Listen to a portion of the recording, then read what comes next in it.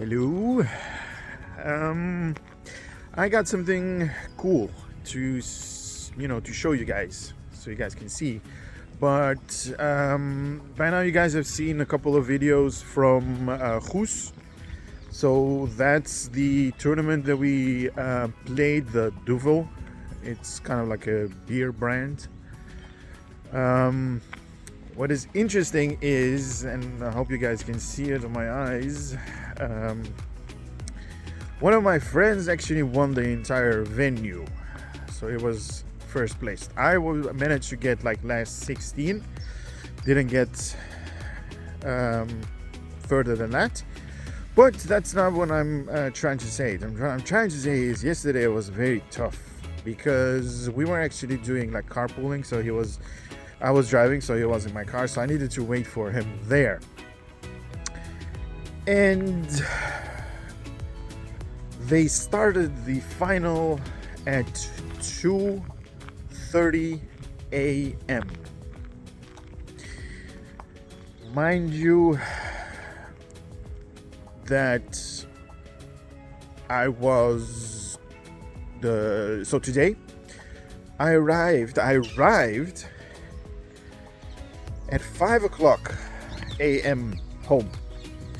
Now is 12 o'clock exactly, and I'm off to a new tournament. Alright, so we are here at the Easter tournament. Now I am playing one of my pool hall buddies. Now obviously this tournament, you guys can see it on the surrounding area. This is being held at the local pool hall where we normally come and play boven'tij. So definitely a shout out to them for hosting this particular event. I believe we had a 26 participants or something like that in that vicinity of this tournament. So definitely a great outcome. Now you guys are seeing a 9-ball frame. Obviously this is me playing, but also my opponent. My opponent is definitely training. He's not where he is supposed to be, and especially he is doing a very good job when it comes to practicing, putting in the hours, and he is definitely making a better player out of himself. So I can definitely see him for a year or something like that. If he keeps up the practicing that he's doing, he can definitely be a very strong competitor. Here I stupidly make that miss, so I give him this frame. It's an easy 9-ball, so I'm not even going to bother him to make that. Now I break here with the same break that I normally do, so keeping that cue ball near the vicinity of the center. Now I didn't make a push out because there was no way for me to see the 1-ball. Now my opponent here does a killer safety. I don't know if this was intentional. Seeing the raised hand over here makes me think that this was not intentional. So I used that short cushion with a lot of sides to hit the 1, and look at what he does. A beautiful shot in that corner pocket. Now he has another tough shot that he kind of overcut just by a fraction. If that one was gonna go in, that was definitely a good outcome for him. Now I missed this particular shot because I was using a lot of English just to make position for the 3-ball. My opponent here tries to make a bank shot, doesn't really do it. I am left with no way of getting back, so I'm trying to make like a bank shot or well, a stop shot with a cue ball. That was definitely not the right move right there.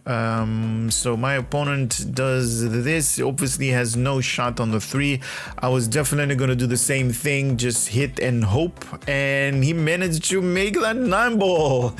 Definitely a good thing that he's doing that. Now it is 9-ball. It doesn't matter how the 9-ball is going to go in, as long as you hit the lowest ball on the table, and if the 9-ball goes in, you basically won that frame. Now I have here ball in hand because my opponent opened up and scratched. By scratching we mean that the cue ball was going to hit, or at least was sunk in the pockets. Now here I don't know what I was doing, to be honest. I was actually going for that. Wow, I was actually going for that corner pocket. So a very long bank shot, leaving my opponent a jump. Oh, he does not manage to get enough air on that cue ball. So leaves me with an easy layout. What do I have? I have only 4 balls left. This is 5 in the corner. Easy position on the 7 over there. Shouldn't be a big issue to make the 7, 8, and 9. The only thing I need to do is worry that I don't go over the 9 ball, and I kind of managed to do that, so it's actually a good shot, leaving me a long 9 ball in the corner pocket, and there it goes. Nice. So I'm doing a comeback, 2-1 from my opponent right here. Boom, doing the same thing as I normally do, pulling it back so there is no interference of the other balls hitting that cue ball. 1 ball in the side, definitely goes in. Now to go over here to the 3, I'm kind of using a little bit of side, but this cue ball, stop already, dude, where you going? Okay, I kind of managed to stop at the right time. Ooh, this is a very thin cut. Do I do safe here? No, actually go for it. Wow, that's okay. I'm kind of impressed with myself right now. Tuning my own. Okay, I'm not gonna go there. Okay, so 5 in the side. 6 is a little bit on the rail. I kind of need to open the angle a little bit. That's why I miss it here. I do want to apologize because I got a little bit lucky here. I don't know what my opponent was doing because he's like in front of it. What does he do? Okay, so he kind of, oh, he gave me ball in hand. He did not see that one. Oh wow. So what's this? Okay, so it leaves me a 8 and a 10 ball, or sorry, 9 ball over here in the corner pocket. Shouldn't be a lot of issue. Yeah, there it goes. So that's 2-2.